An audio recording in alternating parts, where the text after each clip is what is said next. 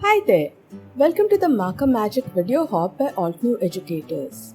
I'm Nandini here bringing you a fun technique combining your markers with stencils.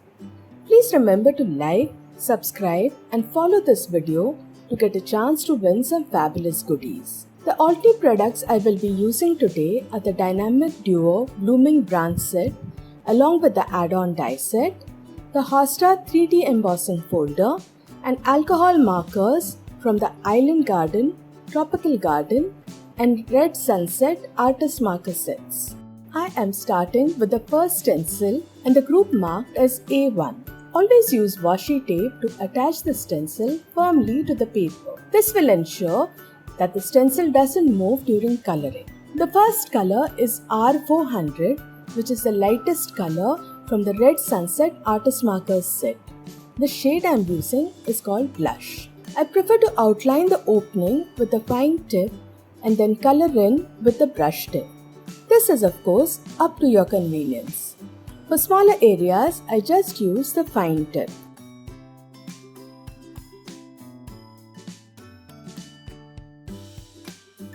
I am repeating the process for the next group A2. The next color is R105 from the Island Garden set. The shade is Coral Bliss. I like that all new stencils are clearly numbered and the groups are separated with edged lines. This really makes it easy to figure out which colors to use with which group. The packaging also has detailed instructions, including the layers where the stencil must be rotated. I will repeat this process for every group with different colors. The first stencil creates the flowers while the second stencil creates the leaves and stems. The next group is A3 colored with R107 from the Island Garden set. The shade is Heartbeat. The next group is A4 colored with R218 from the Island Garden set. The shade is Vineyard Berry. The final group is A5. I'm using the same R218 marker from the Island Garden set. This time I'm tapping the fine tip of the marker to create a dotted effect. This will give added texture to the flowers. Now I'm moving to the second stencil in the set. I'm starting with group B1, which is the base of the leaves. I'm using B001 from the Island Garden set and the shade is Iceberg. Group B2 adds details to the leaves. I used B003 from the Island Garden set. The shade is Eastern Sky. For the stem, I'm going to use shades of grey. The markers are from the Tropical Garden set. I start with group C1 using TG003, which is called Silverstone. The next group is C2 and I am using TG005, which is called Industrial Diamond. The final group is C3 and I am using TG007, which is called Pure Graphite. And with that, our stenciling is done. I will die cut the image with the coordinating die set, which is an add-on to the bundle. I prefer to use washi tape to secure the die to the paper to make sure that it doesn't shift. I'm using the Hosta 3D embossing folder to add some texture to my card. This is my favorite way to add more interest to my background. I'm running a piece of grey cardstock through the folder. I'm inking one side of the folder with a light ink. I used distressed oxide ink as I couldn't find my white pigment ink. You can do this with any ink. In fact, I will urge you to experiment with different papers and different types of inks. You will be surprised by the beautiful and unexpected results. I decided to make two cards and cut the grey panel into two. I'm using plain white A2 size top folding card bases. I adhered the first panel towards the bottom of the card, leaving around 1/4 inch of white space at the bottom.